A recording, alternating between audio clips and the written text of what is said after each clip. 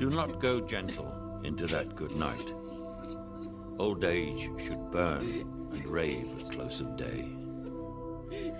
Rage, rage against the dying of the light. En regardant Interstellar pour la première fois, on a tous été surpris en voyant que le Dr Mann était joué par Matt Damon, mais surtout qu'il a été caché jusqu'à la sortie du film. Tu t'es jamais demandé pourquoi, mis à part que c'est original et surprenant? Eh bien je me suis dit la même chose au début, mais vu qu'il est réalisé par Christopher Nolan, un cinéaste qui a toujours su surprendre le spectateur à travers ses scénarios originaux, sa mise en scène maîtrisée et sa réalisation minutieuse. Du coup il y avait forcément une raison derrière ce choix de communication et de mise en scène. Ainsi j'ai voulu creuser un peu plus la question, et m'intéresser de plus près à ce personnage que beaucoup ont tendance à négliger dans leur analyse du film. Alors c'est pourquoi aujourd'hui, je te propose ma vision sur ce que je pense être le dernier secret encore caché du film, qui concerne le Dr Mann, un être remarquable, mais surtout incompris. Injustement catégorisé en méchant du film, lâche, égoïste et manipulateur, on va voir pourquoi il se peut qu'il soit en réalité le vrai héros du film. Parce que je pense qu'on est tous passés à côté du secret qui expliquerait sa vraie motivation, et qui remet en cause la nature même de l'espèce humaine. Who's they? Et c'est là que se cache le paradoxe de l'imposteur. Alors plongeons ensemble plus profondément dans la psychologie de ce personnage controversé, qui est bien plus complexe qu'il ne le laisse penser. We are the future. Bienvenue dans le paradoxe.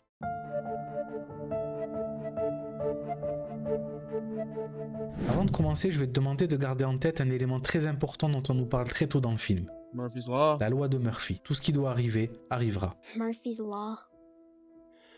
Now, Murphy's Law doesn't mean that something bad will happen. What it means is that whatever can happen will happen.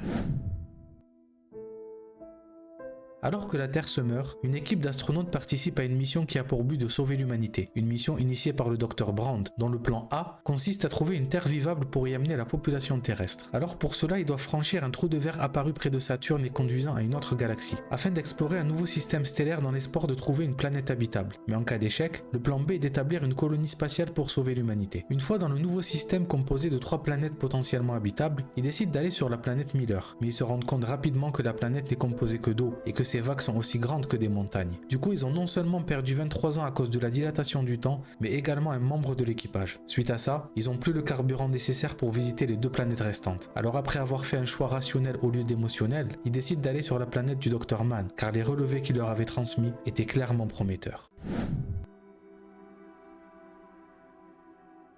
Dès le début, à partir du moment où ils entrent dans la planète du Dr Mann, la première chose que l'on voit c'est leur vaisseau qui frôle un nuage en pensant pouvoir le traverser. Mais ils sont confrontés à un imprévu qu'on peut qualifier d'avertissement. Un avertissement qui continue quand on s'aperçoit qu'ils atterrissent sur une planète froide et gelée, comme ce que peut être l'être humain une fois confronté à ses plus bas instincts. Tu dois te dire que c'est à ce moment-là que Nolan a commencé le foreshadowing du personnage. Eh bien non, ça a commencé dès le moment où on entend parler de lui pour la première fois, de façon très élogieuse. 12 Ranger launches carrying the bravest humans ever to live, led by the remarkable Dr. Mann.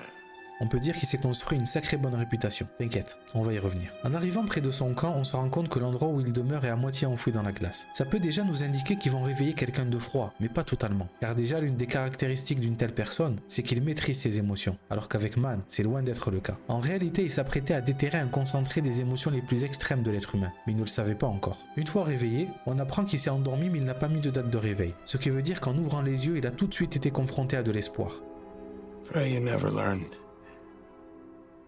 just how good it can be to see another face. Mais malgré ça, son plan demeure intact. Tout comme Brand d'ailleurs. Ils ont tous les deux un point commun qui les rend complémentaires à travers le temps et l'espace. Car il n'y a pas que l'amour qui est capable de transcender cette barrière. Malgré l'espoir, la raison, l'instinct et la nécessité ont pris le dessus. Their case is hopeless now.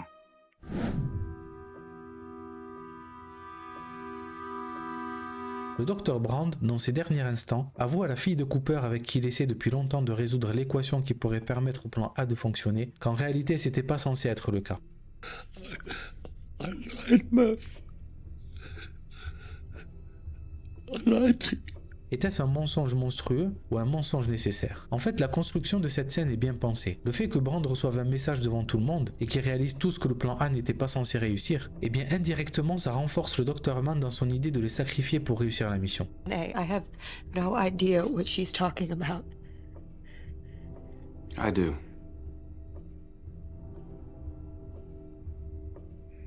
Car il voit que Brand a tenu ses positions jusqu'à son lit de mort, pour la survie de l'espèce humaine en dépit du sacrifice de la population terrestre. We must think not as individuals, but as a species. Tous les deux partagent cet instinct de survie qui fait qu'ils sont prêts à n'importe quel sacrifice. Enfin, c'est ce qu'on pourrait croire à première vue, mais ici avec Man c'est un peu plus complexe en réalité, ça va même beaucoup plus loin. Monsters lie. Revenons légèrement en arrière à ce passage. The supply kit there really did most of the legwork. What went wrong with him, sir? Degeneration. Retiens bien ce moment, c'est un des plus importants qui concerne ce personnage. Ensuite arrive la fameuse trahison que personne n'a vu venir. Comment ça, mon ref? On assiste à une scène très paradoxale du début à la fin, parce que tout ce qu'il fait va à l'encontre de ce qu'il dit. I'm sorry. I can't let you leave with that shit. We're gonna need it to complete the mission. Because I'm gonna save all of us. For you, Cooper. This is not about my life. Or Cooper's life. This is about all mankind. There is a moment. Mais surtout, on voit qu'il n'a aucune difficulté à mentir, manipuler et même tuer. Comment ça se fait? Lui qui de base est censé être le meilleur des hommes. You once said the Dr. Mann was the best of us. He's remarkable. And we're only here because of him. Ça n'a aucun sens. Et si en réalité Nolan avait voulu nous parler d'une autre émotion, bien plus banale que l'instinct de survie? Parce que c'est ce qu'on a tous cru jusqu'à présent, qui représentait l'instinct de survie. Mais à l'image de ce personnage dont l'acteur a été soigneusement caché jusqu'à la sortie du film, à un point où même son nom n'apparaît même pas dans les crédits principaux, tu dois te douter que la réponse doit être tout aussi bien cachée. Comme dirait Léonard de Vinci, les détails font la perfection, et la perfection n'est pas un détail.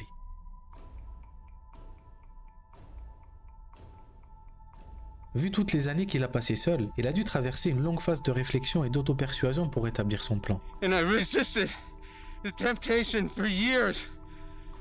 But Mais quelle a été sa conclusion pour qu'il arrive à la fois à avoir aucune pitié, mais surtout être sûr que ce qu'il fait est pour le bien de l'humanité? Parce que c'est ça le plus bizarre. On a presque envie de le croire, vu qu'il ne dégage aucune animosité. Il n'a pas le comportement de l'antagoniste habituel. I'm sorry, I can't watch you go through this. I'm sorry. I'm here. I'm here for you. Alors quel a été son raisonnement? Eh bien, il nous avait déjà donné la réponse. He was prepared to destroy his own humanity in order to save the species. He made an incredible sacrifice. No.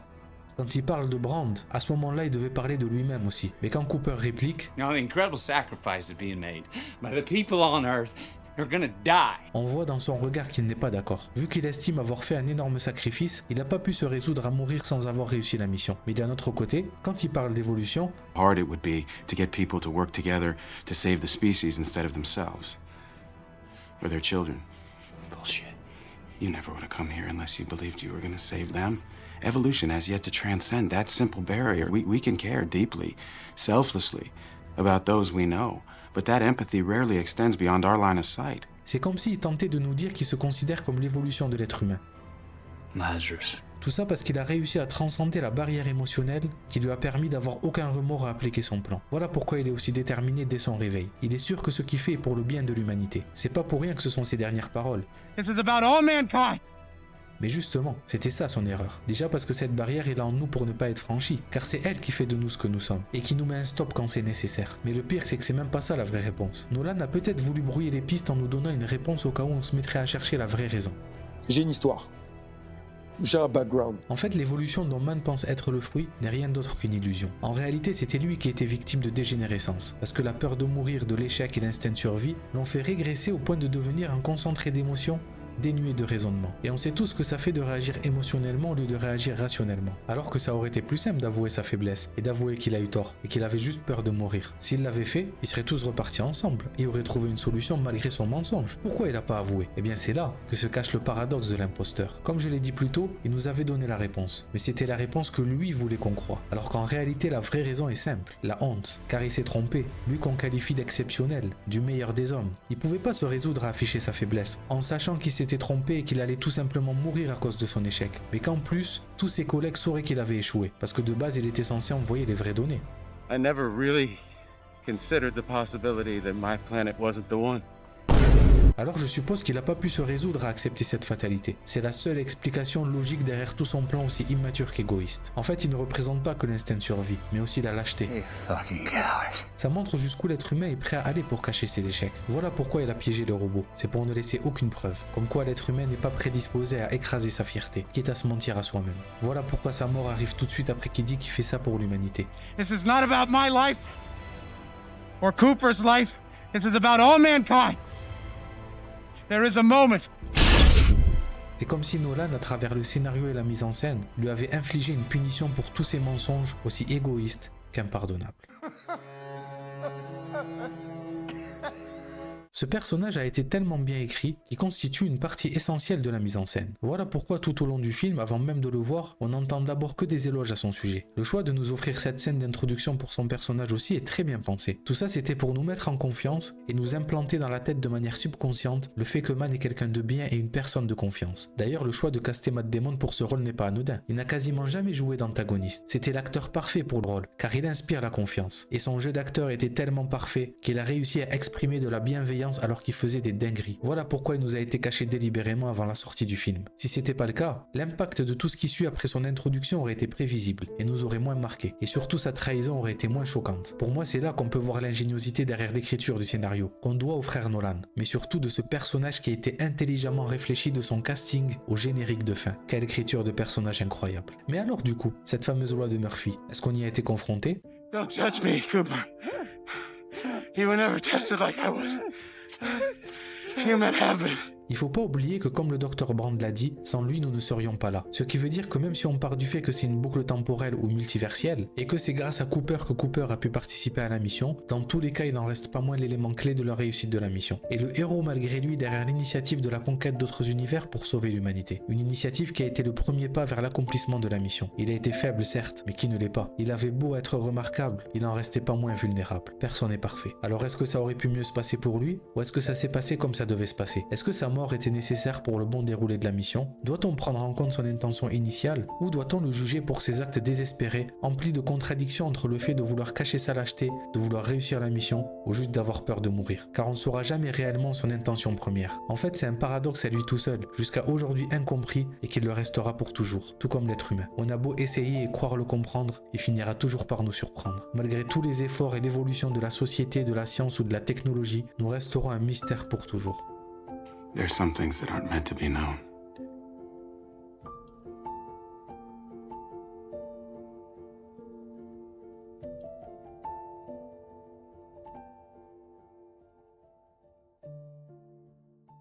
Je me suis rendu compte que ce film a quasiment 10 ans, et en y repensant, 2014 a été une année incroyable pour le cinéma.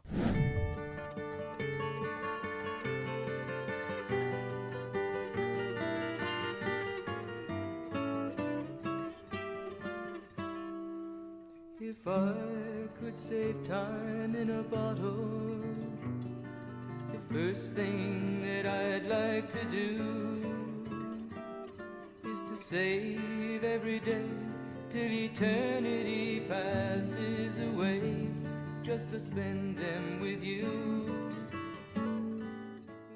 Voilà, j'espère que la vidéo t'a plu. D'ailleurs, bienvenue sur la chaîne. Sache qu'on ne va pas juste analyser des personnages de films, mais aussi de jeux vidéo, séries et animés. Le prochain épisode du Paradoxe sera sur le film Prisoners et son prisonnier caché. Alors si tu veux pas la rater, n'hésite pas à t'abonner et si ça t'a plu, à laisser un commentaire et un like. N'hésite pas à me suivre aussi sur les réseaux, c'est là-bas que ça va se passer. Tu peux également soutenir mon travail sur Tipeee si tu le souhaites, tous les liens sont en description. La recommandation du jour, c'est la série coréenne Mouse. T'es bien renseigné, toi. Qui est enfin disponible chez nous sur Prime. Je l'ai découvert il y a pas longtemps et je crois que c'est une des meilleures séries que j'ai vues de ma vie. Alors si t'as aimé la série Hannibal, le film Memories of Murder ou même la série Dexter, je pense que tu vas adorer. Avant de partir, n'hésite pas à me donner ton avis sur le contenu de la vidéo, ça m'aidera à m'améliorer. Prends soin de toi et de ta famille, on se dit à la prochaine. Salut. Salut mon pote.